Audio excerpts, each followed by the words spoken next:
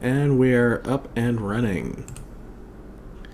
Hello, everybody! Hello. Hi, welcome to another edition of Torn Book Club. I'm Sarumann, and with me is Jody Houser. Hello. And we're going to be discussing more of sci-fi on Sci-Fi Month. And also, happy St. Patrick's Day. Hope you're wearing green and not too hungover. I'm wearing my discolored Yoda because it's close enough. And I'm wearing my Lion Cat shirt from Saga. And yeah, I'm not like one little bit Irish. I'm like Eastern European all the way. I might be, I don't know, like my dad's side of the family is just white people, so there might be some Irish in there. There's My stepfather's family is Irish, so I guess that counts. You're like Irish adjacent. Yeah, but you know what is Irish? My coffee. I think my water's just American. Just water. And we have some people in the chat right now. We've got Temple and Jan and Eva. Hello, everybody. What is that? What is everybody saying? They're talking about how Irish they are. Josh is probably late because he's watching The Dark Knight Rises. Yes, I marathon it every day.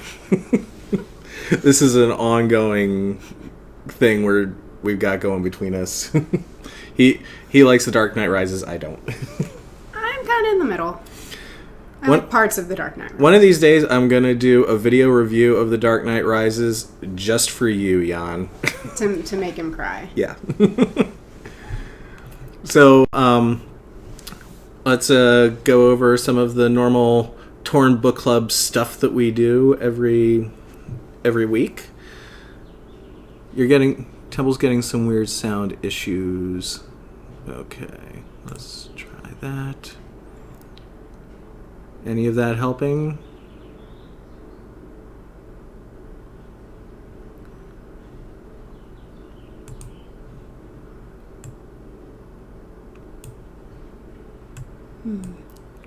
Are you still getting weird sound issues? Did I fix it? Maybe.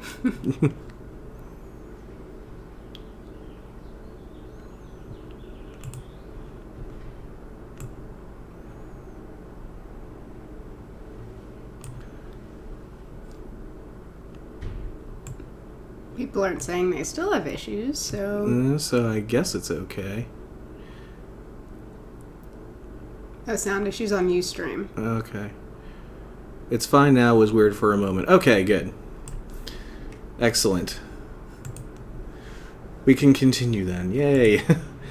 It's kind of weird with this simulcast. Sometimes I get weird sound issues. Okay. But as long as it's all good now. So as we do every month, we have our Rewrite Tolkien contest. And this month, since it's Sci-Fi Month, we're doing The Hobbit in the style of Douglas Adams. And when we were talking about this, we actually originally were going to do it as The Hitchhiker's Guide to Middle-earth. And have people submit Hitchhiker's Guide entries about various places and people in Middle-earth. And I guess we got some signals crossed, and now it is more broad. But you know what? If you're going to do I suggest still doing a Hitchhiker's Guide entry to Middle-earth. And we also have our book of the month, which is Orphans of the Sky by Robert Heinlein. It's a very short read. In fact, I still haven't even started reading it because I don't want to read it now and then forget it when we talk about it later in the month. But just so you all know, that's the book, and check it out. So I'm also going to be issuing a challenge to everybody. And I'm going to do this, I'm going to write an article about it up on The One Ring as well. But since this month is Sci-Fi Month, I've decided that next month, April, with Game of Thrones starting, it's going to be the big literary franchise month. So we're going to do episodes about Game of Thrones. We're going to do episodes about Harry Potter, which I know a lot of people have been asking us to do for a while now. We're going to do an episode on The Hunger Games. All the big book series that have crossed media, like gone from the book to movies to TV shows. And so the challenge I'm issuing to everybody is to find what you think is going to be the next big literary franchise. Like the thing that hasn't even gotten a movie deal yet, maybe? Maybe it hasn't gotten a movie deal. Maybe it should. Maybe it's on the cusp of it. Maybe it's a new series that just came out that you started reading and you think it's got the potential to really go all the way. Because we've had a lot of false starts with what people have thought was going to be the next Harry Potter or the next Hunger Games. Like I'm thinking of The Golden Compass or what was the other one? The Percy Jackson books. The Percy Jackson books, although they did get 2 of those. So yeah. Chronicles of Narnia kind of. Yeah. Petered out. Narnia kind of petered out. So like there were a lot of false starts. Aragon was another like big bomb. Yeah. And I guess we don't know how Divergent's going to do yet. Yeah, like. I mean, it seems to be getting a lot of like viral play with like all these different like quizzes and stuff like that. But then I remember the Golden Compass had just as many different online quizzes and just as many like big studio hyped things. And then photo booth at Comic-Con. Yeah, and then when the movie came out, it bombed terribly. Jan is saying, well, I thought Hunger Games would be the next Harry Potter, if that makes sense. Well, I mean, it's kind of a different thing because it's just a shorter series, and so you're having 4 movies versus 8, but it seems like, it was the Catching Fire was one of the biggest movies from last year. Yeah, so that's true. It's putting up the numbers. Yeah, it definitely is. And also, I sort of feel like Hunger Games is kind of a different genre than Harry Potter. Like, Hunger Games is definitely more sci-fi, and Harry Potter is definitely more fantasy. It's a very different tone, too. Yeah. Like, Harry Potter, I would say, at least for the first 3 books, was very much a kid's series. Yeah. And Hunger Games was young adult pretty much through and through. It was a Kill the Kids series. Yeah. Which, I don't... Temple is saying, aren't they making a TV show of Neil Gaiman's American Gods? This is true. Yeah, I did hear about that. They are. That one's been in development for a while, but I think they're finally going ahead with that. And so yeah, we'll just throw American Gods in the pile as one of the potentials. Never read the sequel. Neither have I. I heard it was bad. I loved the first book, though. Yeah, like, and it's actually been ages since I read that one. That needs to go on my reread pile. Yeah, definitely. It's probably one of my favorite Gaiman books next to, like, the Graveyard Book. Neverwhere still might be one of my favorites. You know, I never read Neverwhere. They did a play production recently in L.A. That was just really amazing. Oh, yeah? Yeah. Oh, cool. Yeah, I've always been meaning to read that one. And his latest one, what was that, I can't remember what it's called. It's like it sounds almost like the restaurant at the end of the universe, but it's not quite. Yeah, it's at the end of the lane, something like that. Yeah, something like that. Forget. Okay, now I feel bad. I feel like a bad Gaiman fan. Moment of silence. And also a quick reminder to everybody. I meant to talk about it last week and didn't really get to it because I was having way too much of a fun geeky chat with Eve. But we are going to have Tolkien Reading Day. This is an annual thing that happens worldwide, and it's March 22nd. And it's where fans get together and read selections from Tolkien in various establishments, bookshops, libraries, that sort of thing. And the theme for this year is hope.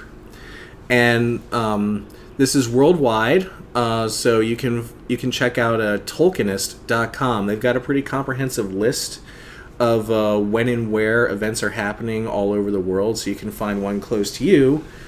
And if you're in LA, we're going to be doing it at the Last Bookstore in downtown Los Angeles. Which is an amazing bookstore that I really need to go to. It is one of the coolest bookstores I've ever been to in my life. And it's presented by Tolkien Forever, which is the local chapter of the Tolkien Society out here in LA from 2 to 5.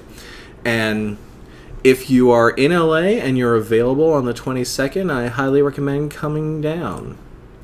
Oh, and we have a question from Jan, who said he hasn't read The Hunger Games yet, but he liked the first movie. Is the second one as good? The second movie is way better than the first movie. The second movie is way better. I sort of felt like the books themselves sort of kept the same tone and pace throughout.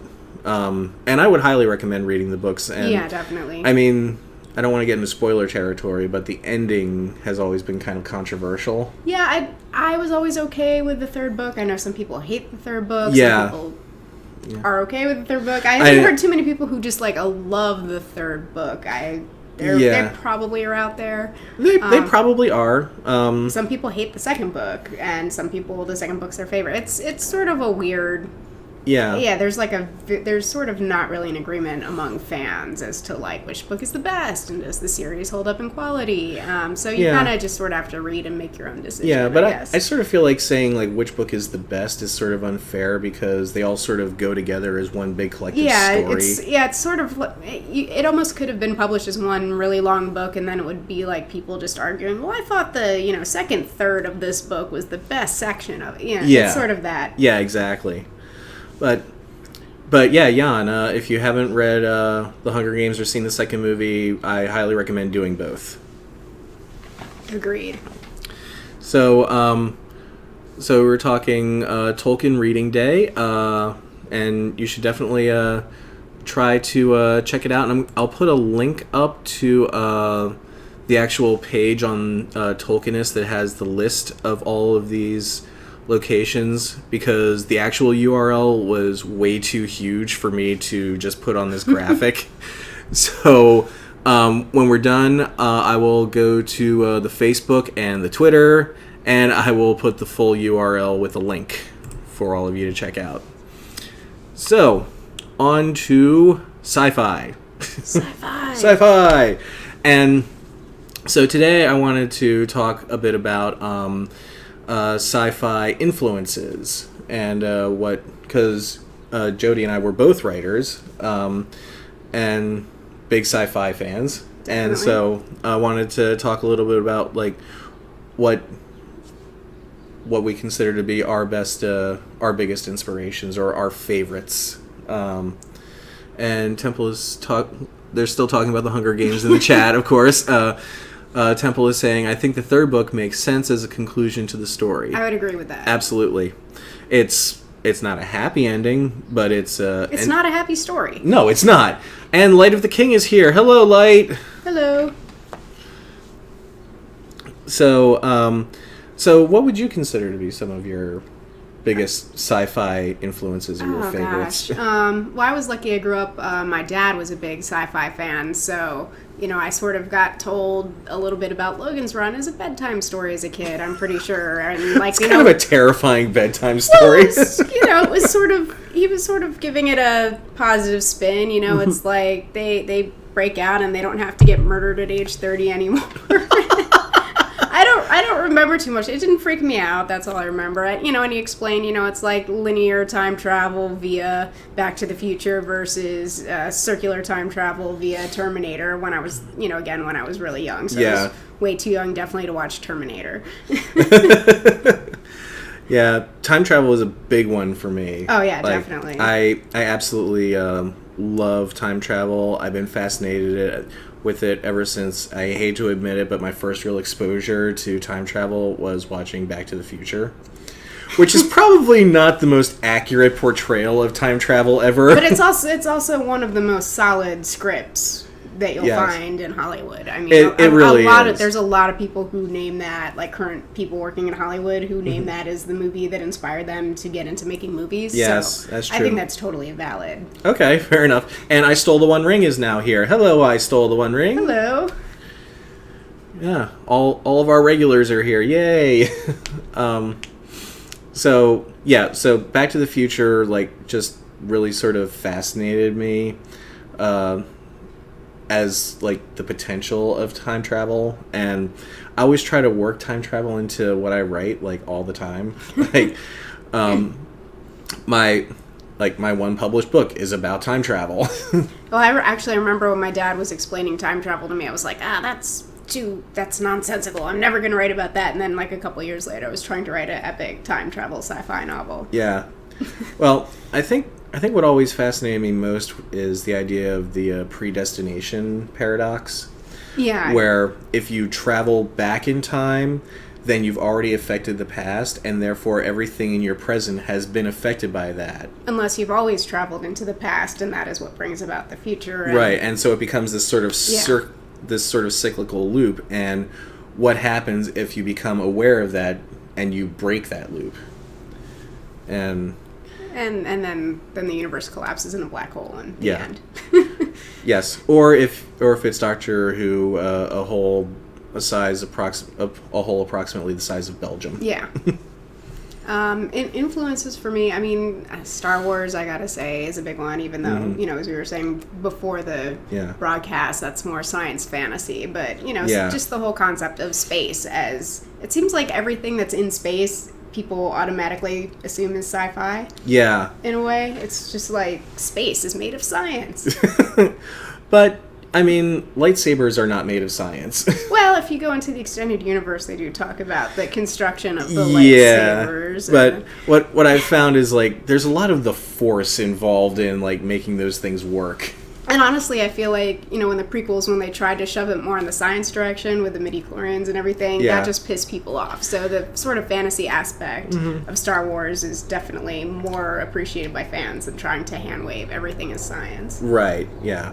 And I totally agree with that. And, like, I don't have as much of a knee-jerk reaction to the midichlorians as other people do, just because I sort of felt like it kind of clarified some things, like why some people are more in tune with the Force than others. If it's it's not like it didn't make any sense at all. It was just, people were like, why weren't they talking about this before, sort of thing. It's the retconning more, I think. Yeah. Although, if I remember correctly, they did talk about midichlorians in some of the books before the prequels even came out. Like, for some reason, I seem to remember reading a story where there was some sort of plant that was a natural midichlorian inhibitor. That one I haven't read. I may be misremembering that, but... Does anyone in chat remember what he was talking about? I could just be making stuff up. I really don't know. The peril of being a writer. Yep, exactly. So, and now we're talking about time travel in the chat. Jan is talking about, I just watched Looper yesterday. Oh, I really need to see that. Looper is a really fascinating movie about time travel and, like, predestination. Yeah, is it on Netflix streaming yet? I think it may be. Okay. I'm not entirely sure. That is what I will do this evening then. Temple is saying, you probably like Ray Bradbury. His sci-fi isn't so space-oriented. This is very true. And, like, well, I mean, his most famous book, Fahrenheit 451, is very much a social commentary. Yeah, I actually read, and this is more on the fantasy side of Ray Bradbury, but Something Wicked This Way Comes. I love Something Wicked This Way Comes. That was summer reading for school, which was sort of made me, I'm like, I don't want to like this because I'm it's jealous summer of your side school. reading, but it's good and creepy and cool. I'm jealous of your school now. Oh, that was like high school. My high school, we read Fahrenheit 451. Like, I had one teacher who was really into sci-fi and gave us, like, nothing but sci-fi books the entire year, which was amazing. Oh, very cool. Because, like, we had Fahrenheit 451, we had The White Mountains, I think Brave New World. I know I read it at some point. Brave New World I actually loved the crap out of when we read that in high school. But, yeah, that's another not very happy story. No. Well, I actually was thinking back in terms of sci-fi influences. One of my favorite genres as a kid was dystopian kids sci-fi, basically. I mean, it's sort of like what the Hunger Games would fall under. I would have loved the crap out of the Hunger Games when I was a kid. I would have just read them over and over obsessively. But stuff like, well, you mentioned The White Mountain, like the Tripods trilogy. Right, yeah. Really falls under that. The Giver by Lois Lowry. One of my favorite books, which isn't as well known, is one called Invitation to the Game by Monica Hughes. And a lot of people haven't heard of it, but it's actually would be really relevant today still, because it's sort of in a future society where humanity almost died out. Luckily, they'd built a bunch of robots to sort of sustain things while they got their act together. But then we reach a point where robots have taken over so many of the jobs, and now that humanity's numbers are back on the rise, there just isn't anything for a lot of people to do. So kids get out of school and are basically assigned jobs, but a large portion of the population is assigned unemployed, and you're basically just unemployed for the rest of your life. And you basically are on a sort of welfare system, and there's no way to get out. And it's sort of like this very bleak existence. So it's about a group of friends who are all assigned to be unemployed, but they start hearing about things called the game, and that could be a way out of that sort of life. So it's them just sort of dealing with this new part of their lives and trying to get out when there is no path for them to get out. Huh. And it goes way off from that point, but I don't want to spoil anything. That out. And Temple is talking about City of Ember falls into the genre of dystopian society. That's not one I read. I haven't read that one either. I've been meaning to read that one. A lot of people have been recommending that to me. And maybe that one is a potential for the next big franchise, because I know it has a lot of fans, and I think people have talked about trying to make it into a movie.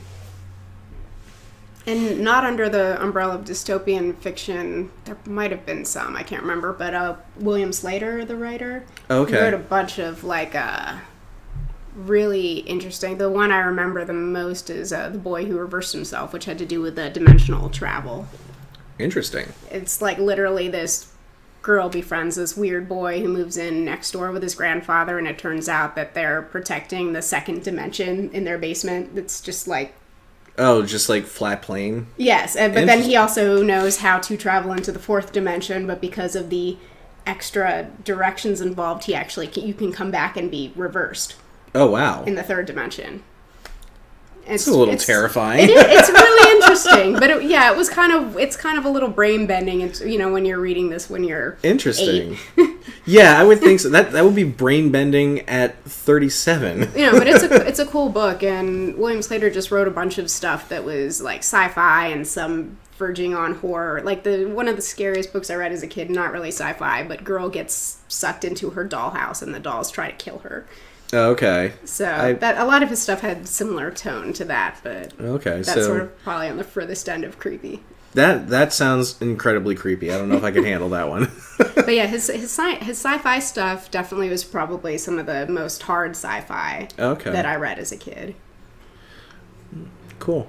And a while ago, Light of the King was mentioning Kurt Vonnegut as a good time travel, and I'm assuming she's referring to Slaughterhouse-5, which is pretty much just crazy all over the place time travel. Which I have never actually read all the way through, but I've heard it's just a complete mind trip. Yeah. Oh, and Jan's bringing up a good point, asking if superheroes can have sci-fi elements, and I would say Man of Steel, which you're mentioning, is definitely more of a good sci-fi movie than a good Superman movie. I would absolutely agree with that. In fact, I would say maybe the first 20 minutes of Man of Steel is a fantastic sci-fi movie. Yeah. And then it kind of goes downhill from there. I mean, honestly, if it wasn't coming in, he wasn't coming in with all the baggage of Superman and what we consider to be Superman. If it had just been a new character, I think it would have been an amazing movie. I agree. And Superman isn't the only superhero that has sort of a sci-fi story. There's also Green Lantern. Yeah. Which is very sci-fi. And actually, I think Marvel Studios, with all the Marvel movies that are coming out now, they've made a very conscious decision to make it pretty much all sci-fi, because they took Thor, who's usually the mythological god, and they're he's actually an alien. This is actually science that's just too advanced for you to understand. They're bringing him into magic. The cosmic Marvel universe. Yeah, so and then Guardians of the Galaxy coming out later this year. Yeah, so the Marvel Studio franchises are very much on the trajectory of this is science fiction, this is all science fiction. So actually, now you think about it, Disney, Marvel is an incredibly successful franchise, and now they own Lucas, so they pretty much control two of the biggest sci-fi franchises on if you want to throw Marvel movies under the umbrella of sci-fi. And what was funny was we actually did an April Fool's prank this past year saying that Disney acquired Tolkien. And oh, that freaked people out. Oh, I can imagine. Although, honestly, I feel like the way that they've handled like Pixar and Marvel, and they're still very much remaining independent. Yeah. What I like is that they're sort of giving a lot of freedom to the creative side. Yeah, yeah. And that I really like.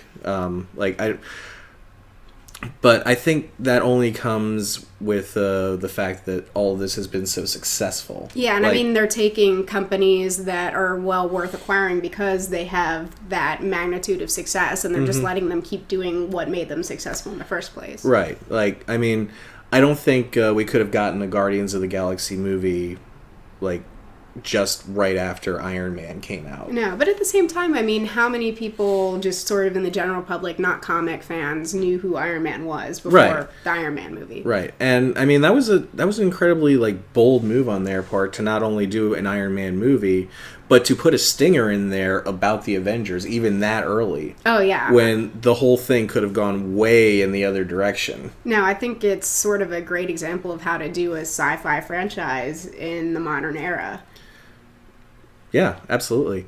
And Light of the King is talking about how she works for Disney, and they're having a costume contest at work, and she's going as Loki. That's awesome! Good luck. Are you going as just like a sort of female version of Tom Hiddleston Loki, or is actual, like, Lady Loki from the comics? We'll have to find out in a few minutes when it goes through into the chat. Evo, we agree on so many things, especially the soundtrack in Thor. Yes, the soundtrack of Thor. I really like the soundtrack, particularly of the second one. Oh yeah, the soundtrack. I mean, just everything about them. I liked Thor: The Dark World a lot better than Thor, and it wasn't that I didn't like Thor. It was just the Dark World felt more like high adventure to me. Yeah, and just, oh my gosh, I remember there were parts where all this stuff was going on. I was just like, look how pretty that building is. Like, the production value was insanely high. I think what made the Dark World work more for me was how much of it took place on Asgard, as opposed to the first one where the main majority of it took place on Earth. Yeah, and I think there was just better use made of a lot of the characters who didn't have a ton to do in the first movie. And the design out was also like a lot better. Like, Asgard actually looked more lived in than it did in the first movie. Yeah, definitely. Oh, it's actually a Disney bound. Going as actual Loki himself, but a more fashionable style version of him. Very awesome. Cool. If you can get pictures, Light, I'd love to see them. Jan is saying the soundtrack in Thor 1 was way better. I don't remember the soundtrack. Well, the soundtrack for the first Thor was, I'd say, was probably a bit more Shakespearean. Or at least, like, it sort of had like a more regal feel to it. Okay. Like, it had some really good, like, big themes. But I sort of felt like, as far as like an epic adventure soundtrack goes, The Dark World did it a lot better. Yeah, I mean, they are very subtly, like you were saying, sort of Shakespearean versus big epic adventure. Those are very slightly different genres in a way. So they are, and Light of the King is saying she will post them on Facebook. Excellent. Thank you. Very cool. I definitely want to see you dressed up as Loki. That sounds amazing. So, what?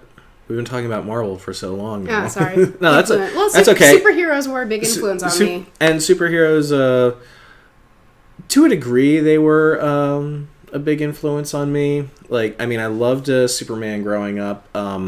Fell in love with Batman probably in my teenage years, as you do. Yeah. With the dark anti-hero. And the animated series and everything. The animated series was fantastic. And, like, I mean, I had grown up watching the 60s Adam West Batman, and it never really, like, worked for me. Like, I never really got all that into it. I liked it when I was younger. I just thought it was so goofy, even as a kid. When I was younger, I guess. Yeah, I don't know. It never quite gelled for me. Yeah. I mean, so now that they're putting the whole thing out on DVD, like, a whole bunch of my friends have been like freaking out over it, and I've been afraid to say, yeah, I really don't care.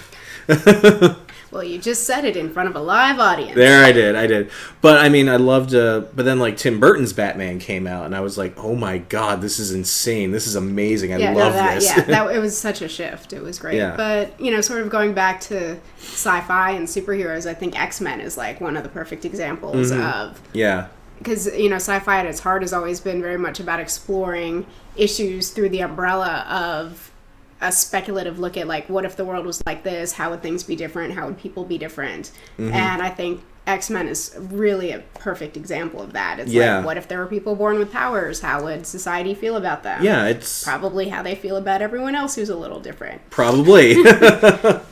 And I'm really excited for Days of Future Past. Oh yes, time travel. Yes, time travel and X-Men in the same movie. It all comes back to time travel. Yeah, and it's considering how much time travel is in the X-Men comics, it's kind of astounding we haven't seen it in a movie yet. Yeah. Although I'll be honest, I haven't really read all that much of the X-Men comics. I watched a lot of the animated series growing up. Yeah, even time travel popped up in the animated series pretty early with the Bishop and. Yeah, definitely. And, like, I mean, my favorite storyline in the animated series was the Dark Phoenix saga. Yeah, which, of course, is one of the reasons I hated the third movie. Oh, yeah. I just remember the end of X2 when there's just the glow under the water and everyone went... And you can just slightly see the... I got so happy. I got so excited. And there was such hope there, and it was all just...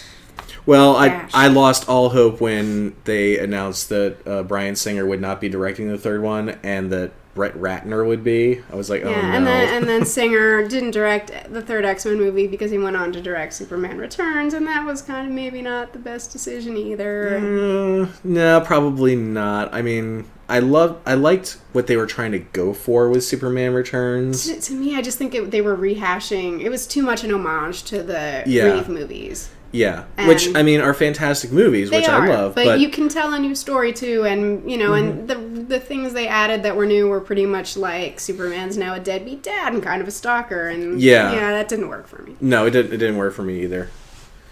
And I stole the One Ring and saying, I love the X-Men movies, so I'm going to be quiet. But I love most of the X-Men movies. Actually, I loved all of them except for the third one. Yeah, Wolverine, the first Wolverine. Okay, yeah, X-Men Origins. Yeah. I haven't seen the second Wolverine movie. I heard it was pretty good. I enjoyed it up until the third act. Okay. And I actually really, really liked X-Men First Class. I loved First Class. And so seeing the original X-Men and First Class coming together in Days of Future Past is kind of like the ultimate for me. Yeah, there's maybe one or two people I wish they would have recast. Really? Yeah. Yeah. Anyway. But what actually, like, one of the funniest things I saw was Entertainment Weekly was doing a series of covers where they were kind of like doing mashups of like the old Professor X and the new Professor X. Like, they had an X, and on the inside was James McAvoy, and on the outside was Patrick Stewart. And so, like, it kind of crossed their faces in these weird ways. And for some reason, when they did that with Professor X, he looked kind of like Ming the Merciless. It was really weird. Oh, that... Yeah. Yeah. I don't want those mental images. Yeah. So, Light of the King is saying, I like the Spider-Man with Tobey Maguire and Kirsten Dunst. I wasn't a huge fan of... I think I'm just not a big fan of Sam Raimi, personally, but... And he just wasn't quippy enough for me, because that's always been my favorite thing about Spider-Man, and is he's like sort of the lighthearted, he cracks the jokes, he's like, and he's actually witty with the jokes, it's not just like terrible, like, like 80 or like Golden Age comic book jokes, it's like actually funny. And he just wasn't really He is very funny. quippy. And yeah, I sort of felt like they got it closer in Spider-Man 2. Yeah, that's the only one I own, I think. Yeah, and I mean, Spider-Man 2 I really liked. I thought the first Spider-Man as an origin story was fine. Yeah, it's just everyone sort of flipped out over it, and I went and saw it, and I was like, that was okay. Yeah. See, Jan is saying there's one scene, I think, in Spider-Man where a bomb turns some people into skeletons or something. That's probably true. I'm sure that has happened. It would not surprise me if something like that happened. Worst thing ever. Although, no, like there's so many worse things. That sounds like something that would happen in like Batman and Robin, though. Oh. Yes, I know. I admitted that movie existed. I'm sorry. And now we all have to drink the forgetful potion again. Yeah. Thank God there's Irish in my coffee. I just have water. Yeah. But yeah, we've been talking about superheroes for a while now. Yeah. Sorry, that's probably my fault. No, that's no problem. I love talking about superheroes. I've got Thor's hammer right over there. He does. But if you sort of going back to sci-fi influences, I would say Douglas Adams, which is relevant to it was actually sort of not only in terms of sci-fi, but in terms of my sense of humor a little bit. Sort of very snarky and sort of offbeat. Well, my dad gave me Hitchhiker's Guide to read when I was like 9 and was like, here, this is what British people are like. So then I was also a big Red Dwarf fan later on when I saw that because, so I like the sci-fi comedy, and I think that's a genre we don't see a whole lot of. I think Saga is actually a good example. I've never read Saga. Saga isn't. I wouldn't really qualify Saga as a comedy, to be fair, but there's a lot of humor in it. It's one of the biggest. I believe last I heard it was the second biggest independent. Interesting. Creator-owned book after The Walking Dead, which The Walking Dead's been out for over 120 issues and has a TV show, and Saga I think is only 18 issues in, so it's pretty amazing that it's reaching numbers like that. But it's just there's a lot of good sci-fi comics out there right now. I might have to check that out. I might have brought a handy list to recommend. Hey, how about that? Just things that I am reading, and there's a lot more out there, but Saga, which is by Brian K. Vaughan and Fiona Staples and is coming out through Image. Lazarus by Greg Rucka and Michael Lark, also Image. Trillium by Jeff Lemire, which is like trippy and just amazing.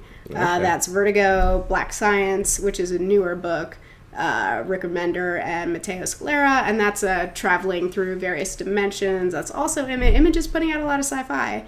And going back to time travel, The Bunker by Josh Fialkov and Joe Infunari. Wow. And there's a ton more, and there's new stuff coming out later this year. Image is putting out a lot of sci-fi books, and there's one coming up by writer Kelly Sue DeConnick, and I don't know who's on art for that one, but it's the best title of any comic I've ever heard. It is called Bitch Planet. And it's basically sort of taking like the women in prison exploitation movie genre and sending it in space. Interesting. So that should be fun. Yeah, I should mention Jody is a comic book writer. Yes, I do a weekly web comic that occasionally references sci-fi, and I have a graphic for it. How about that? It's called Cupcake Pal. Yes, and you can find it if you search on Comixology. It's also updates weekly at cupcakepal.com, and it's basically a spoof on a comic for girls. So there's been a lot of talk about women in comics and in pretty much just in geek circles in general. Mm-hmm. So it's a lot of a play on that, like, oh, this is what we think a comic would be for girls. It's all pink and fluffy, but then the unicorn's actually a total pervert and a drug addict, and he's on house arrest on his cloud with a little ankle monitor. So that's kind of the tone of it. And there's also a robot in there, isn't there? Yes, there is a new character who is a robot, which is basically a girl's toy robot. So it's super pink and covered with parts, but really just wants to destroy humanity like all good robots do. Yeah. So that's fun. I do like reading it. It's a lot of fun. Yeah, it's funny because it's like the comic for girls, but I would say it's the readership's about half men, half women. I probably I could see this. I hate to use the term, but I think it appeals to bronies pretty hard. I guess. Never really thought about that, but yeah. Oh God, I hate the that unicorn's word. A boy. That's all I'll say. Yep, there you go. His name is Frank. Oh, you are playing to the bronies. Okay, I get it now. No, if I was playing to the bronies, the unicorn would be a girl. Oh, okay. Light of the King is saying, Jody, you will have to partner with Sprinkles Cupcakes to do a sci-fi that cupcake. Would be awesome. That would rock. Yeah, it's funny. I write a comic about cupcakes, but I don't eat cupcakes all that often. I mean, they're fine. I'm just not like hunting them out or going. I did go to the Sprinkles vending machine one time. That was pretty cool. Really? They have a cupcake vending machine in Beverly Hills. And I Stole the One Ring says it sounds interesting. So there you go. I like to think it is. Mm-hmm. I enjoy it. So some of my sci-fi influences are, of course, Hitchhiker's Guide. Yeah. Which I can't remember when I first read it. Probably in high school, but it was definitely like my kind of humor, and I kind of loved how it would take like these really like big, high-minded concepts of sci-fi and just break them down into complete absurdity. Yeah, and I mean, it was a fun take. You know, it didn't.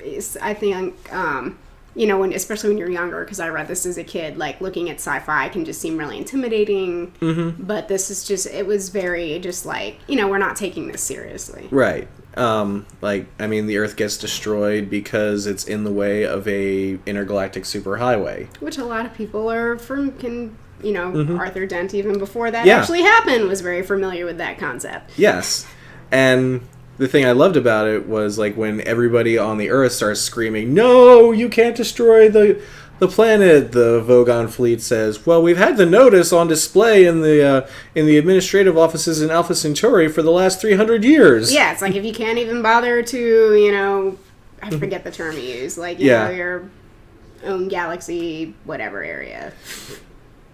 I forget the term. But I clearly need to reread this. And Jan is saying, I think you have 100 viewers on Justin TV right now. Isn't that a record? Probably. Because Happy Hobbit is doing a live show later today. Oh. Yeah, I think I saw the bumper for that. Yes. So there's probably a lot of Happy Hobbit fans over in the Justin TV chat right now. just waiting for Keely and Feely to get on the screen. But welcome all the same. And I Stole the One Ring is saying, I love that part in the book about the Vogon fleet. Yes. Yeah, I also like the like fleet that I forget what Arthur Dent said, but it just got like mistranslated. So like an entire alien species was en route to destroy Earth because it was like a grave insult, and then they got swallowed by a dog. Oh right, yeah. Oh god, I can't remember the name of that fleet, but yes. And that did make it into the movie, I believe. Yeah. And part of like what I'm going to see if I can do this, but I have no idea if I can get Stephen Fry to come in and read the winner for Rewrite Tolkien. Oh wow. For Hitchhiker's Guide. Probably not going to happen, but you know, a fanboy can dream. Aim high. Aim high, exactly. Hitchhiker was hilarious. I only read it a few months back and loved it. That's Eva. And welcome to the fold, Eva. Yeah, it's been like probably about 5 years since I last read it, so I definitely am due for a reread. Mm-hmm. Yes. Although I think I really usually only read the first 3 books. I've never read past the 4th book. I just really didn't like the 4th book. I've only ever read the first 3. I've got all 5 in one big compendium, but yeah, never read past 3. And it's not that I didn't like it. It's just I sort of wanted to read other stuff. Yeah, no, I think the first 2 are brilliant. The 3rd book is, you know, good. It's solid. And then the 4th book, I don't think I can ever reread again. Oh, okay. Well, that's not very high praise. Well, I read it a few times as a kid, and I was just like, no more. Mm-hmm. So, another big influence for me, and this is actually more recent, is Isaac Asimov. I hate to admit it as a sci-fi fan, but I didn't actually read any Asimov until maybe last year. I actually read Asimov, I think mostly in school, because I managed to take a couple of sci-fi lit classes in college and grad school, and Asimov was in both of those, not surprisingly. Yeah. And, like, last year I decided, Light of the King is asking, can you recommend an audio version of Hitchhikers? There are good audio books. There's also the audio play of Hitchhikers, which actually came out before the books did. Yeah, the radio drama. The radio drama, which is fantastically done. And it's a slightly different version than the book of the story than the books, right? Or? It is a little bit like the focus is different. This was part of Douglas Adams' true genius, was that he was able to take the same story and just twist it in different ways so that it was best suited for different genres. Like he twisted it for the audio version, then the TV show, and the book. And the text adventure game. Which I think I got bulldozed in the house the time I died. Like, I did not even get out of the bedroom. Like, and then the bulldozers took down the house and I died. And I was like, this is even, like, Zork was bad enough. Like, I tried to go through Zork with a, like, step-by-step guide to finishing Zork. Mm-hmm. And I still, like, it didn't work. Like, there was one point, like, where the river swept you and... Yeah, I mean, Zork was hard, and apparently Hitchhiker's Guide was even harder. That's what I kept hearing, was that the Hitchhiker's Guide text adventure game is one of the toughest games ever made. Yeah. But, yeah. Also Zork, probably. Zork was pretty tough, yeah. Yeah. And there's also the movie, which Douglas Adams originally wrote the screenplay for, and it got tweaked here and there as time went on. But you can sort of tell when you see the movie that a lot of that is still very Douglas Adams. Oh, yeah, definitely. And I know some people didn't like the movie, but I thought I know a lot of people didn't like the movie, and I would say, like, probably the weakest aspect of it for me was probably Zooey Deschanel as Trillian. Yeah. Just because that girl can't emote worth a damn. I like her on the New Girl. I think she's fine there. I just think she was miscast. That's more her speed. Yeah. Yeah. Yeah, it's just, it is hard. Sometimes it's hard to blame actors when they're miscast because they, they're doing their best, but they're just not the right choice. Right. Like, I mean, the scene that always stuck out for me was when she freaks out on Zaphod when she discovers that he was the one who signed the order to destroy Earth.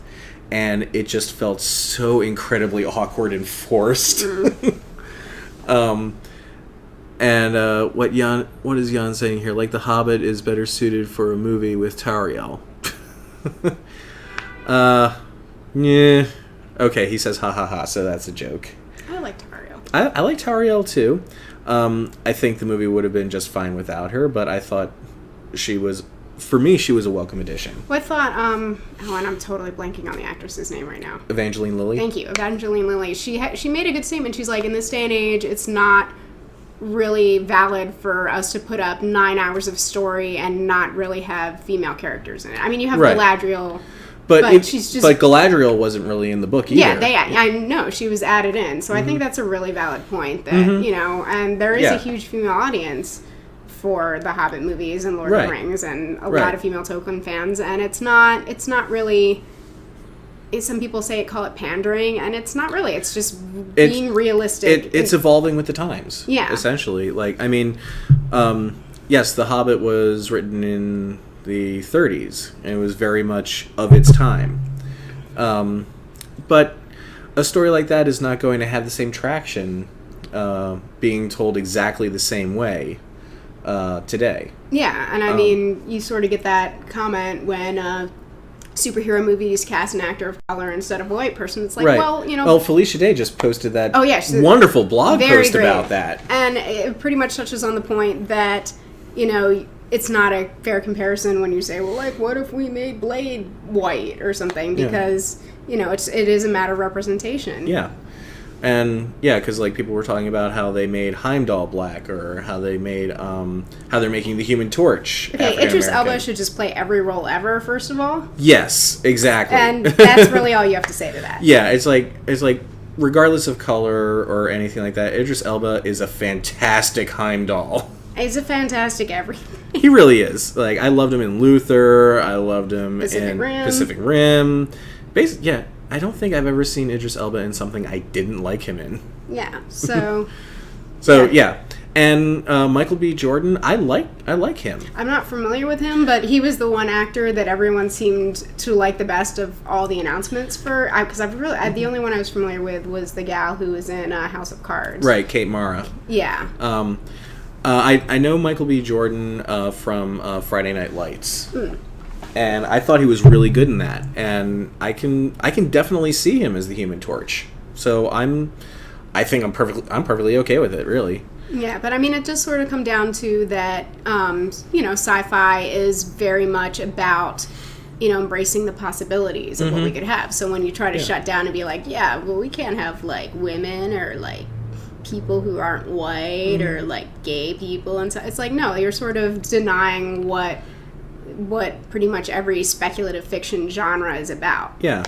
And quite frankly, I kind of like to see a story like that retold with today's sensibilities. Because, I mean, I love The Hobbit, but we already have a pretty straightforward adaptation of it, the Rankin Bass movie, the animated movie, which I love. But it's nice to see it expanded. What is Jan saying here? Now we're talking sci-fi. I read an interview with PJ about Smaug. They didn't want him to look like a space creature. I think there's a fine line about what visually suits fantasy and sci-fi, if that makes any sense. That's a really good point, Jan. Actually, that kind of speaks to a discussion we were having before we started about what actually is the difference between sci-fi and fantasy. Yeah, and I brought up, there was the sci-fi lit class I took in grad school. We spent the first hour of the first class trying to come up with like a solid definition of this is what sci-fi is and this is what fantasy is, and there's a very firm dividing line, which I really don't think there is. But the best definition that someone in the class referenced that everyone sort of liked was fantasy has trees, sci-fi has girders. And like, but I'm sure everyone can immediately name a bunch of examples that, Endor had trees. Right, right. Quickly going back to the Tariel thing, I saw Temple made a point here. I think the romance aspect feels like it's pandering. She doesn't need to be in a romance to be a legit character for women to relate with. But the thing that I've seen brought up in reference to that is like, A, I can kind of see that point, but B, she's not the traditional female character in terms of the romance. She's not the damsel in distress. Right. She's the action hero who's saving the damsel in distress. And quite frankly, whenever romance is brought up around her, she seems to get very tense and awkward about it. Yeah, she's this is not something she wants to deal with. Yeah, she's totally playing the traditional dude role, if you want to even say there's a traditional dude role in a romance. Yeah, it's like when Keeley is like recovering from his arrow wound, and he sort of deliriously starts talking about Tariel and says, "Do you think she could ever love me?" Like, her reaction wasn't the more stereotypical girly reaction of going, "Aww." It was more her just going like, "Oh God, what does he think is going on here?" This is kind of getting awkward. I don't even know if I signed up for this. But yeah, I mean, and that's sort of a interesting thing. It's like, do we feel like romance is sort of more out of place sometimes in fantasy or sci-fi than it is in other genres? You see, that's the thing. Like, I sort of feel like romance has its place, and as long as it is actually servicing the story, then it's perfectly fine. I think that goes for, I know you wanted to mention like how much science should be in science fiction, and right. I think that holds true for that. Like the amount of science in science fiction, whether you want to distinguish between hard sci-fi and soft sci-fi, it's really there to be in service of the story. So right. it shouldn't distract from the story, but you shouldn't be left with a ton of questions either. Yeah. And let's see, Light of the King is talking about hard to define. Don't think there is a way to define sci-fi versus fantasy, but visually you can see, if it is sci-fi, you can visually see what that is. And Eva says, would you agree that Star Wars is almost as much fantasy as it is sci-fi? I would actually say that Star Wars is more fantasy than sci-fi. Yeah. Science fantasy is the term I hear used. Yeah, I call Star Wars science fantasy. Yeah. Well, for me, the one term I've always liked is speculative fiction, and that's sort of like the umbrella term for sci-fi, fantasy, and horror. Right. And, a lot of horror stuff, that like pretty much all the zombie apocalypse stories have a very sci-fi base in them, where it's like a virus that escapes or something. Right. And like that was another thing that we were talking about earlier was with a zombie horror, like I would consider some like a zombie story that's about survival to be horror, whereas a zombie story that focuses on the virus to be sci-fi. Yeah. Like Walking Dead is zombie horror. World War Z is zombie sci-fi. Yeah, and almost very political too. Very much so. It's the only story I know of that actually takes a more broader scope look at a zombie apocalypse, because most zombie stories tend to focus on just like a very narrow perspective of just a couple people in a much bigger catastrophe. Which is always a very interesting human story, and I think that's why it's still such a popular genre, because people can still make it feel very fresh, because it is a very human story. Yes, it definitely is. But I kind of like the difference of seeing like how it would affect the world on a more global, socio-political way, and how various different countries would handle it. Like, you have, like, I think in the book, like, North Korea pretty much gets out of it completely unscathed because they are so isolationist. Yeah, it's been a while since I read the book, but yeah, I mean, and it was just very interesting seeing how the different militaries dealt with it, and how the information got out to the people or didn't. Right. And yeah, it's really fascinating, and I definitely do see that more, like you were saying, on the science side than the horror side. Right.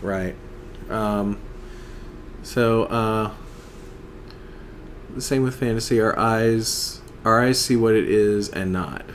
It's sort of like they say if you're trying to define porn, it's like sometimes you can't define it, but you know it when you see it. So maybe it's and that's a very good point. Like, and we were talking a little bit ago about how much science should be in sci-fi, and that was the hardest thing for me when I was writing my Ben Franklin book, because it was about time travel. Yeah, and I got so into it that I really was like studying quantum theory and quantum mechanics and all the different theories behind time travel, and like I kind of realized at one point that I was not going to be satisfied with the story until I had actually literally invented a time machine. I have been there. There was the sci-fi novel I mentioned before that I was trying to write like probably when I was about 14 or so. And I really did try to learn quantum physics, which you can't really do very well when you're 14 and understand it enough to describe time travel in a totally realistic way, because it's not real yet. Right, exactly. And it's, it sort of gets to the point, it's like, if all that, let's say I had come up with enough to at least, sort of fudge my way through, and I dumped all this information about quantum physics in the book, it wasn't necessary. That just would have distracted from the actual story I was trying to tell. Right. And in the end, it distracted me from ever finishing. So, but it can help you and it can hinder you. But, yeah, I would say, like you said, just having enough science to service the story. And, like, sometimes not even that. Like, sometimes you just say timey-wimey, wibbly-wobbly, and done. Yeah, exactly. Or, like, with Star Trek, where you just have random stuff in there, like communicators, or matter transporters, or warp drives, and now 40, 50 years later, we have people who have actually invented or are inventing those things. Yeah, I mean, and that's why I love sci-fi, because it can sort of inspire this. Yeah, and I think that's especially why I like things like Star Trek and Eureka that are... I mean, I love Battlestar Galactica, but Battlestar Galactica, the reboot I'm talking about, is really dark. And I like the more positive things. And especially Star Trek, I think, is one of the best examples, because it sort of takes everything that humanity is and shows us, like, the best possible path. Like, we take our love of, like, exploration and finding new things, and we go out into the stars and become part of a great peaceful federation. And it's really kind of cool to see, like, this is what we could be. And it is very inspiring. Of course, like, with Next Generation, everything is so utopian that it kind of crosses that line from being inspirational to being boring. Yeah, and but then you look at Star Trek Into Darkness, which I call Trek Into Darkness for grammatical reasons, and it's kind of like, but we want to have, like, the whole. It's like, do we have to always screw it up? Yeah, like, and have the corruption. And I mean, I have lots of problems with Star Trek Into Darkness. Like, for both movies, we basically have a Kirk who fails upward, which is sort of a popular trend, I think, in general these days. Which is unfortunate. Because that's sort of Breaking Bad. Yeah, to a degree, but, like, I sort of felt like Walter had the know-how to make that work. It's just most of the series he was a really bad liar, but still got away with it. This is true, and mostly because other people killed themselves before they had a chance to do anything about it. Yeah, but it was a lot of blind luck. And a lot of like really bullheadedness on his part. Like there were so many times in that show where I was like, dude, Walter, you have an out right here. You can do this, put everything right, and live your life, and everything will be fine. And he still just stubbornly refuses to do it every time, and it would drive me crazy. And that was a show where they did include a fair amount of science, but it was always interesting the way they did it. It wasn't just sort of thrown in. Yeah. You know, it was like, yeah, science, bitch. Yeah. Am I allowed to say that one? I don't know. Whatever. But, yeah, the science in Breaking Bad, like, I mean, I think Mythbusters kind of disproved a lot of the stuff, like how they were dissolving that dead body. Like, apparently that doesn't happen. So the question is, if they sort of fudge science on shows like that, does it count as science fiction? No, I mean, not really. Yeah, no, not Again, really. I think that falls under the you know when you see it thing. Yeah, exactly. Like, I like you, I like to use the term speculative fiction a lot more. And particularly when it comes to more futurist stuff, like, which is something that I consider to be like one of the more cornerstone aspects of sci-fi is futurism.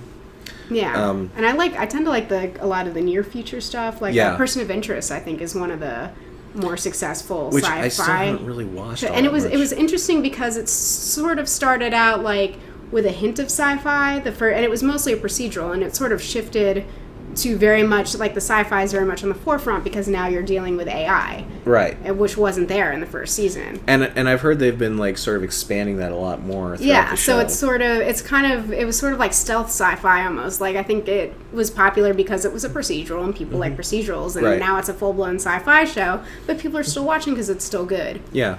I'm going to need to go back and revisit it. Yeah, and Orphan Black also. Oh, I loved Orphan Black. I think that might be the best sci-fi show on TV right now. Yeah, and I cannot wait for that to come back. That comes back next month, I think. I think so, yeah. And I just found out about this yesterday. After the premiere of Orphan Black, BBC America is also going to be premiering a 4-part documentary series called The Real History of Science Fiction. Oh, wow. That sounds... I've seen the bumper for that. Yeah, with just like this amazing like roster of people. Neil Gaiman's going to be on it. Ursula K. Le Guin, Nathan Fillion, Nichelle Nichols. It's basically like a who's who of sci-fi in there. Like actors, writers, directors, producers, all talking about the various different aspects of sci-fi. I think one episode is time, another is robots, one is space. So it should be cool. Yeah, that sounds really, really cool. I'm really looking forward to it. So add it to your DVRs, people. Yes, along with Orphan Black. Yeah, and actually, if you haven't seen the first season of Orphan Black, they just added it to Amazon Prime. So if you have that, cool. Catch up. I think it's only 10 episodes the first season, something like that. 10, 13, something like that. It's pretty short and it's well worth a watch. Yeah, but it's like Game of Thrones, and like even just a few episodes, they crammed so much into it. Yeah, it was the pilot in particular was really strong and just. It didn't quite get into the sci-fi in the first episode, but it got into all the weirdness and the... Yeah, like it was a good mystery, and then like when you... Like they didn't spend a lot of time like on the mystery, they sort of unveiled that pretty quickly. Yeah. But of course then that created this whole like mind-blowing idea of like clones and what it's all about. And sort of, how technology impacts lives and what ownership of self is, and it's just gone in a lot of really interesting directions. And I like when sci-fi asks questions like that. Yeah. And the lead actress, Tatiana, I don't know how to pronounce that last name. Yeah, but she plays like half of the cast. Yeah, she plays like 8 different versions of herself, and each one is so incredibly unique. Yeah, I mean, they're very distinct, and it's not, they're not distinct in a this one's going to have a funny accent, this one's going to talk weird like this and make these weird jokes. No, they're all very fully fleshed out characters. Yeah. And the best thing is when she's playing one character pretending to be another character. And yes, I was just about to bring that up. Like she's British. The the actress herself is British, but she plays characters who are American. Canadian, actually. Okay, Canadian. And so there was this one episode where I think it was the Canadian one had to pretend to be British. The hoity-toity, like, Canadian soccer mom had to pretend to be sort of the British punk. So. Right. And so she ended up doing this fantastic job of a British person doing a Canadian doing a fake British accent. Yeah, and it's ridiculous she didn't get, like, all the awards. She really got slighted on the Emmys, and I think that's because it was sci-fi. Yeah, yeah, that's sort of an interesting thing, like, how seriously are people taking sci-fi these days compared to, like, 10 years ago? Yeah. I think it's coming around, but I sort of feel like there's still this old guard of sci-fi and fantasy are for kids. Yeah, or like, and comics are sort of the same issue. And, I mean, like, we still have, like, Lord of the Rings was sort of the big exception when it swept the Oscars with Return of the King. Yeah, but you sort of had, like, giant sweeping landscapes, and I think people forgive a lot when there's giant sweeping landscapes. Right. They're really pretty and stuff. Probably. I mean, and also just good dang storytelling. Oh, yeah. No, it was really good, but I feel like they're sort of the way the cinematography almost excused it a little bit, because it didn't look as fantasy-ish as it could have. It looked more grounded in New Zealand. Yeah, it felt more quote-unquote real. Yeah. And the same thing with Game of Thrones. It's a show that definitely feels more real than fantasy. But there isn't a ton. I mean, it's more the setting that makes it fantasy than the magic. I mean, you have dragons, but they're... Even within the world of Game of Thrones, a lot of the characters are kind of like, magic isn't real. Right. So. Right. But yeah, and I think what also sells it is that the dragons themselves just look so good. Yeah, like, they blend in so seamlessly with that world, which was something that actually kind of, like, worried me when the show first started, was that, like, you have this world that's very gritty and very realistic, and then you're going to introduce a fantastical element like dragons into it. Are they going to stand out like a sore thumb? And so then we had, like, that last scene in season 1 where the dragon eggs hatch and you see the little dragons on Daenerys, and I just let out this huge sigh of relief, like, oh, it works. It works. No, it works really well. And it's interesting because I think even going back to Lost, which was definitely a sci-fi show, it was like people were okay. They didn't have to be like, it's a guilty pleasure or anything. They just were like, I'm a fan of Lost. Excuse me. And Game of Thrones is sort of the same thing. I think people don't think of it necessarily as fantasy a lot. It's just like... Probably not. It's got politics and nudity and it's... I wonder if, in fact, the nudity and adult content sort of excuses it more because people are like, oh, this is clearly for grown-ups because there's sex and stuff. Maybe, but... Like, at the same time, I sort of feel like they toned that down over the seasons. Yeah. Which I personally am glad for. Yeah, because some of it was just unnecessary. Very much so. It felt very gratuitous in the first season. Like, oh, wait, we're a premium cable show. Boobs, boobs, boobs. Mm-hmm. And, yeah, by season 3, it felt like it was there out of necessity more than out of, hey, we can do this because we're on HBO. Yeah. But Jan and Light of the King are talking about how There and Back Again will probably sweep Oscars next year. One can hope. I mean, we still haven't seen the movie, so we don't know yet. Like, I kind of feel like There and Back Again is probably going to be the strongest of the Hobbit movies. Yeah, because I think they left a lot of material for the movie, and it's not going to feel like it's stretched out. Like, right. Especially the first, I think the first one definitely felt padded to me. Yeah. The second one, not as much. I actually felt like there was a lot taken out. Like, I felt like there was a lot missing. I actually have not read The Hobbit in a really long time, and I kind of wanted to wait till after. Well, I don't mean taken out from the book. I meant taken out from just, like, how it felt. It felt like there were things missing. Okay. Like, at least from what I felt. But I mean, There and Back Again, we're gonna have 2 really big battles. Yeah. We've got the battle of the 5 armies and the battle at Dol Guldur, which I'm looking forward to because we're gonna see Battle Galadriel. That I cannot wait for. And, like, she probably won't have a romance scene right in the middle of that. So probably not. Yeah. Like, I think the closest. Well, I mean, she's married for one. Yeah. Or I don't know if, like, married or joined or however the elves do it. but she's got one. She's taken care of. Yeah.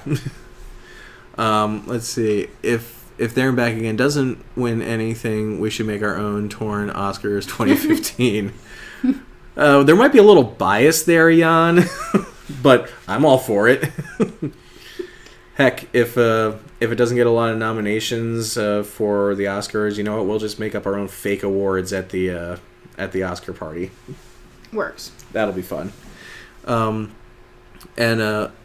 they were talking about The Princess Bride here for a little bit in the chat. I missed that. Oh, I love the book especially. I mean, the movie's great. That's one of the best examples of an adaptation I can think of, because the movie actually is fairly different from the book. But I think it captures the tone of the book better than if they try to do a straight adaptation of the book. Okay. Because, I still have never read the book. Oh, it's great. I know. The book almost takes like a more like scholarly study of the of the Princess Bride book rather than just like a grandfather reading it to his kid. Okay. So, and it's fantastic, but it's not something that would have translated very well to film. Okay. Well, I think because I believe the book and the screenplay were both written by the same guy, William Goldman. Yeah, who also was like a screenwriter and a novelist both. Right. So he had a good grasp. He knew how to do that. Yeah, he knew what worked in what format, and that's kind of the best case scenario. Sort of like you were saying with Douglas Adams before, like knowing what works in what format. Right.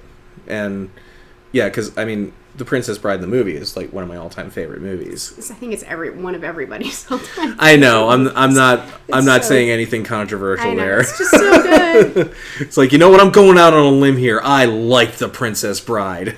I do too, and I don't care what anyone thinks. So we're some excitement over Battle Galadriel in the comments. Oh yeah, Light of the King loves the idea of Battle Galadriel. I think we all love the idea of Battle Galadriel. Yep. And I think it was on a Torn Tuesday a while ago. Eva is saying, I've never heard of The Princess Bride. I'll check it out. You must, Eva. You absolutely must. I didn't know that was possible. Different people in different countries. Yeah, that's true. I to be honest, I didn't watch The Princess Bride until like almost to the end of high school, so I'm not really one to talk. I first saw it when I was a kid and totally got into it. I pretty much had it memorized within like the first few months of seeing it for the first time. So and Light of the King is doing marriage, which was like probably one of the first monologues I ever memorized. Marriage is what brings us together today. I'm not even going to try it because that's a better impression than I can manage. And that was pretty terrible. But yes, Eva, definitely check out The Princess Bride. I think you'll really enjoy it. Yeah, and that goes for anyone else who has never watched The Princess Bride. Watch it ASAP and be happy. Yes, it is. It's 90 minutes of just pure joy. Yeah, and it's a movie that holds up really well. It really does. It just still makes you super, super happy. Mm-hmm. Like it always makes me grin every time I watch it. And now we're doing the quotes. Have fun storming the castle.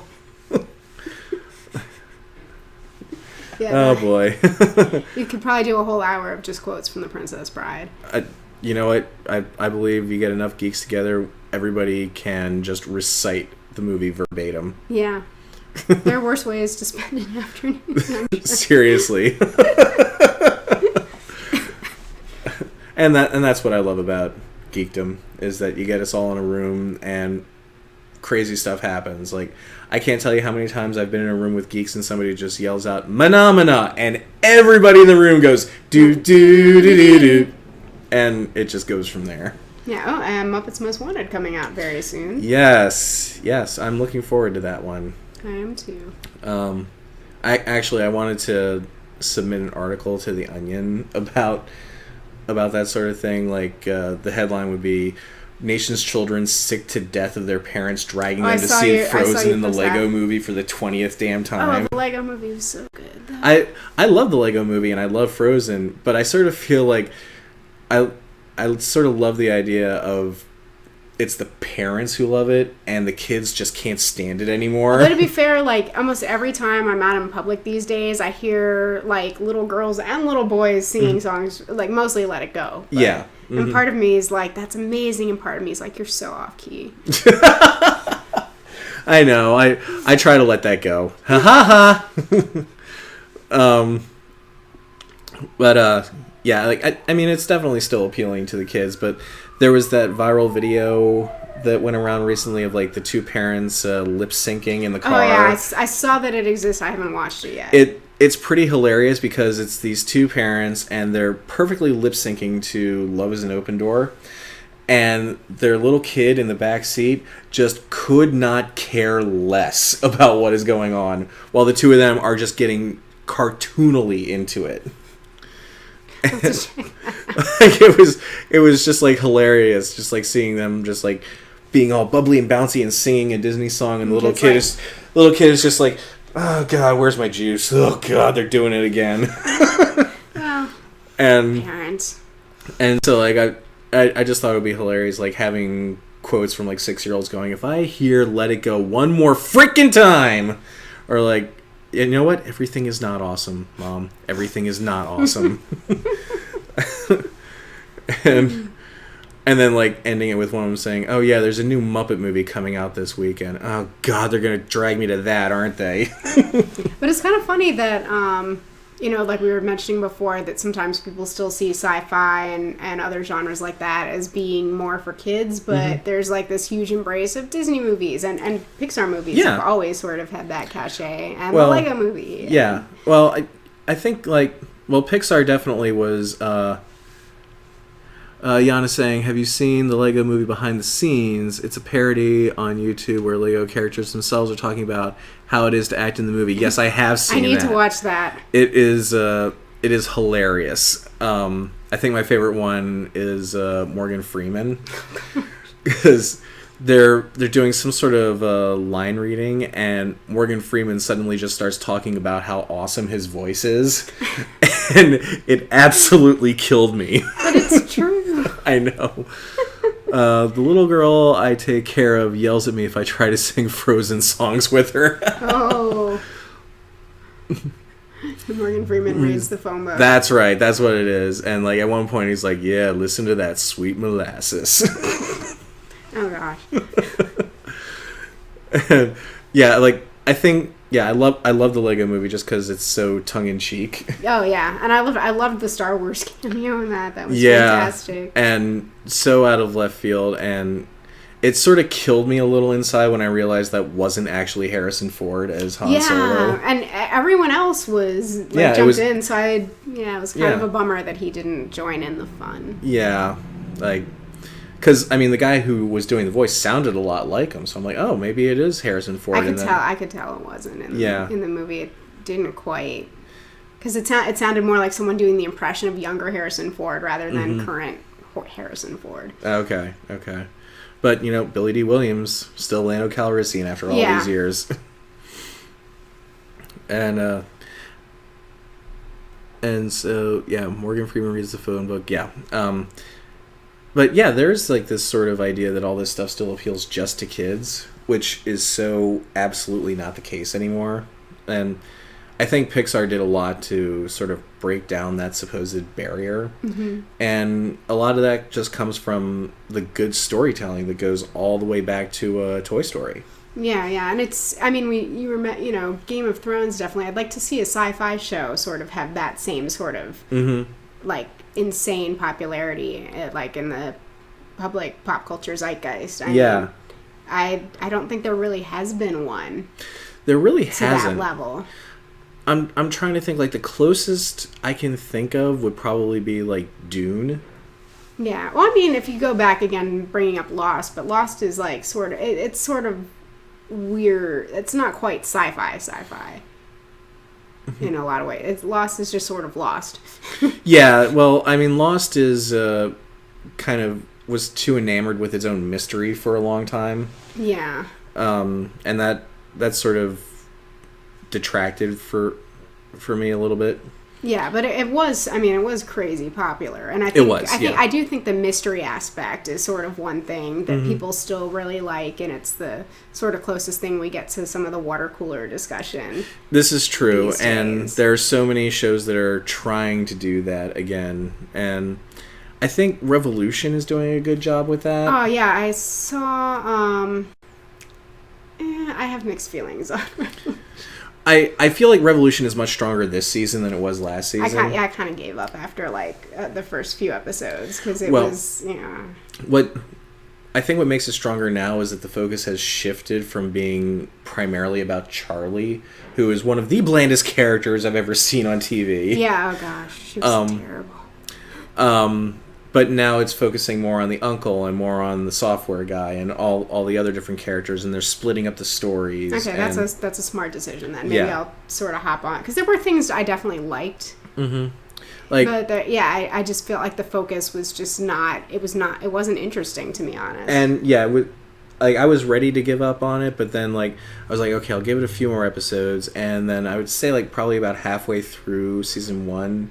They took a long break, and then when they came back, they started shifting the focus, and it almost immediately got more interesting. Yeah, but I still feel almost all sci-fi shows still sort of fall into the cult audience, rather than, you have Game of Thrones for fantasy, and you have Walking Dead for horror. Right. Walking Dead, I think they're saying, is the biggest cable show. Right. Basic cable show ever. Mm-hmm. So, those have found their audience. So we just need the good sci-fi show, to complete the triumvirate takeover. Yeah, we really just need, good, epic sci-fi that lasts for a very long time. Should have been Firefly. Should have been Firefly, yes. Absolutely. Oh, Firefly. Oh, although, how I miss you. Speaking of Whedon shows, Agents of S.H.I.E.L.D., if we're calling the Marvel U right. as sci-fi, that would count as sci-fi. And it's doing well, isn't it? I haven't really seen the numbers. I feel like the numbers have dropped off a little bit. I know a lot of fans kind of gave up on it. But I mean less for fan-wise and more general audience. I think honestly, if they jumped straight on board with here, we're shoving in a bunch of Marvel Comics content, it would have lost the general public audience right away, because they aren't aware of all that stuff, and it would have just been too much. It would have been overwhelming. Temple saying, Josh, I just realized you're wearing Yoda. Yep, been doing it the whole show. Light of the King is talking about C.S. Lewis. Quote about childish. When I was 10, I read fairy tales in secret and would have been ashamed if I had been found out doing so. Now that I am 50, I read them openly. When I became a man, I put away childish things, including the fear of being seen as childish. I think that's the full quote. Yeah, and we have somebody in the Justin chat. Nice one. You guys know Babylon 5? I know of Babylon 5. I've never actually watched it. I've other than a random episode here and there. I've watched a good chunk of Babylon 5. Not all of it. Let's see. Oh, there's the rest of the quote. The fear of childishness and the desire to be very grown up. Exactly. Okay. Temple saying there are so many awesome novels that are based on fairy tales. It's a great part of the fantasy genre. That's actually, fairy tales are a huge thing for me, and that's something a lot of the comic stories that I've worked on have been based on, because I think it's something that it's just has such a universal familiarity for people that you can just really delve deep into that. Look at Once Upon a Time, which is doing well enough to have a spin-off show. Yeah, but I kind of gave up on Once Upon a Time. I'm still watching it. Yeah, I was with it for a while, but they started just throwing in too many different fairy tale aspects into it, or too many different fictional genres into it. I heard last week, the girl from The Ring was in it. What? Yeah. Maybe the actress, but not the character. Okay. They've mostly stuck with Disney properties, although, you also have, Dr. Frankenstein. Yeah, that was weird and felt really I don't know. I kind of like the aspect, this is going back into childhood books, but there was a book called, I think it was Weirdos of the Universe Unite, And the basic core concept was that everything that has ever been imagined by humanity exists in its own dimension. So, I remember Native hearing American about that, mythology from the different tribes and everything is sort of like one dimension almost. And today's pop culture is another dimension. And these kids end up inadvertently summoning a bunch of mythological people to help defend the Earth from an invasion of aliens with no imagination. Because without the imagination, their worlds would all die off. Oh, okay. Jan is saying, I've heard Hans Christian Andersen is very popular in the U.S. as well. I live quite close to his house in Denmark. Very cool, Jan. And yes, Hans Christian Andersen is definitely a big, a popular writer out here. I mean, we have 2 Disney movies based on his works. Yeah, and The Little Mermaid's actually one of my favorite. It's hard. I don't know if you can really still call it a fairy. I guess it's still a fairy tale. It's just a slightly more modern one. It doesn't have like the centuries of input into it, and you know who the original author is. But I just love that story. I mean, the original Hans Christian Andersen story. Okay. I've never actually read it. I just know the main plot points. Yeah, I mean, the fact that she's trying to get a soul rather than a guy is really interesting. And okay, so we have some people asking about Babylon 5. Unfortunately, I don't really know enough about Babylon 5 to really talk about it. I've watched a bit of it, and it's definitely like we were talking about, like sweeping epic sci-fi show, and Babylon 5 is definitely that. Yeah. Or it was definitely that, and it had some great aspects to it. I just still have not fully committed to watching the whole thing, but I absolutely I liked what I saw. I mean, again, I just only saw a handful of episodes, back when it was airing, and I mean, again, I liked what I saw, but this is really, really old, but my mom was a big fan of Scarecrow and Mrs. King, so I was like, Bruce Boxleitner. Yeah, exactly. It's Tron! Yeah, and the funny thing is, I saw Tron as a kid, and somehow I didn't realize that Bruce Boxleitner was in that, and so I saw it before the sequel came out, and I was like, holy crap, it's Scarecrow.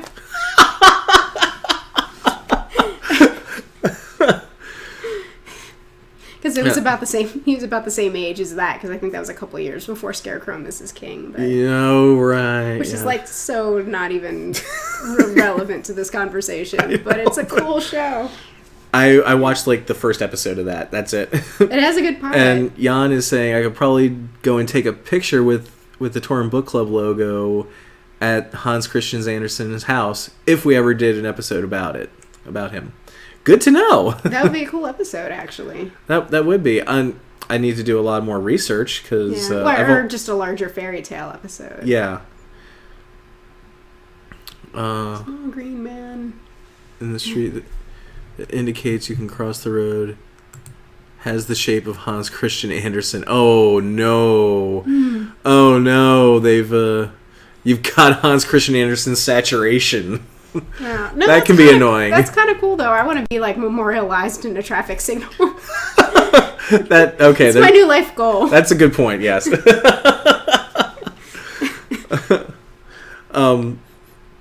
Yeah, that would be a really cool way to be immortalized. Yeah. But I can imagine like people in like the hometown of like a famous president are like, I can't stand that guy anymore. But then, sort of going back to the idea of like a big cultural zeitgeist sci-fi show, like what do you think it would take for that to happen? You see, I don't know. Like we've got a couple that are like on the cusp of that. Like I think for a long time, Star Trek was very much on the cusp of sort of breaking through. Yeah. I think Doctor Who now is very close to that they breakthrough. Still feel very much like geek ownership. Yeah, shows. It's like the general plot. Well, my mom knows what a TARDIS is, but and she's only watched episodes because I've shown them to her. Right. I sort of feel like there's two aspects that hold Doctor Who back. One is that it has such a long history that people getting into it for the first time sort of feel intimidated by it. I think there would sort of be the same issue if there was like a new Star Trek series on the air, which there needs to be, obviously. I agree, and I work for that studio, and I'm trying to talk them into doing something, but that's an uphill battle. But But yeah, I mean, and there's some new shows coming out. I just saw, was it Resurrection, I think, which is based on a show from another country, I believe. I don't know anything about Resurrection. I watched the pilot, and it was actually really good. It focused very much on the characters rather than the mystery, which was good. And then there was Believe, which, and both of those shows, it's kind of like, they're clearly genre shows, and we just don't know what genre yet. And I mean, I watched the pilot episode of Believe, and... for one, it was directed by Alfonso Cuarón, so of course I'm going to watch it. Yeah. But, beyond that, it still sort of felt just like it was another mystery and another, super child story. Yeah, for me, it felt a lot like Firestarter. Yeah. In a way. But I like Firestarter a lot, so I'll give it a chance, I guess. But I'm willing to give it a chance. Kyle MacLachlan always helps. Yeah. You should join the show every week. Oh, yeah, we have another user in here who is apparently also from Denmark, along with Jan. So, yay! Yay, Denmark! Let's hear it for Denmark. So now we're up at 1:30, so we're hitting the hour and a half mark on the show, so I should probably think about wrapping it up. But thank you so much for coming, Jody. This was a lot of fun. If anyone wants to follow me on Twitter, do you have the Twitter up there? Yes, I do. I'll put you up again. Yeah, Twitter is sort of the best place to find me online, and I always tweet about when I have new comic stuff coming out. So. Yep. And definitely check out Cupcake Pal. CupcakePal.com, and also on Comixology. And Jody has also written for Womanthology. Yeah, put out by DW, and I actually was part of the miniseries Space, so that's sort of my biggest sci-fi comic story out there right now. Which is awesome. Yeah, and it wasn't even that sci-fi, but it was in space. Still counts. Yeah. Jan is saying, I'll email you some ideas about that Harry Potter show and see if I can take some pictures when I have the time. That would be awesome, Jan. Cool.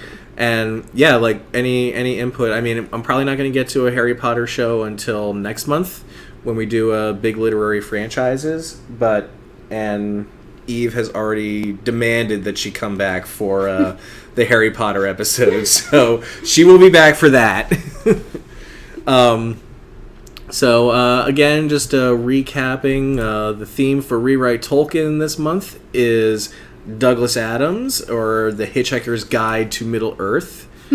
Our book of the month is Orphans of the Sky by Robert Heinlein, which you can find on Amazon for Kindle in print, or you can get the audiobook.